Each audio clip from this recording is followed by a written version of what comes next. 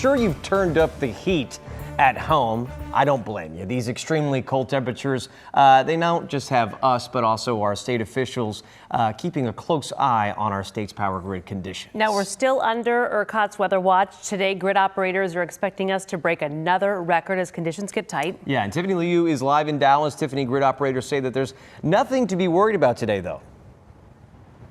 Yeah, we of course are keeping a really close eye on that grid. You guys, it is unbearably cold outside right now. When the Omni says burr, they are not lying. I actually wanted to show you this.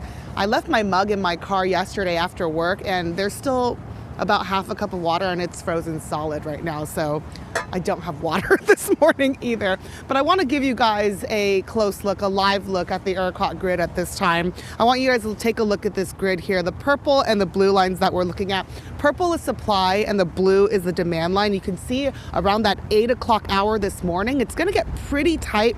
That's when people are waking up in the morning, using more electricity, and then it starts to taper off. Now, this is not unusual or alarming here, especially on a really, really cold day like today. And it is positive to see because we are still in the green with more than 11,000 megawatts in reserve. So that's a good thing in case a generator or something suddenly goes offline. To give you perspective, 1 megawatt can power about 250 homes. It was 4 years ago that the winter storm left so many without power for days during sub-zero temperatures. It was a deadly and dangerous storm, and ERCOT had a huge problem to fix. They've since been working to winterize the grid, and new leadership took over to hopefully rebuild that confidence with Texans. Now, since 2021, the grid has not gone offline, and during this week's severe cold weather, they expect the lights and the heat, most importantly, to stay on.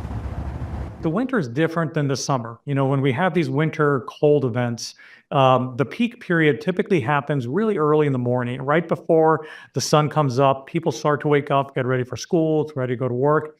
And so the things that we look for is how the resources are performing overnight.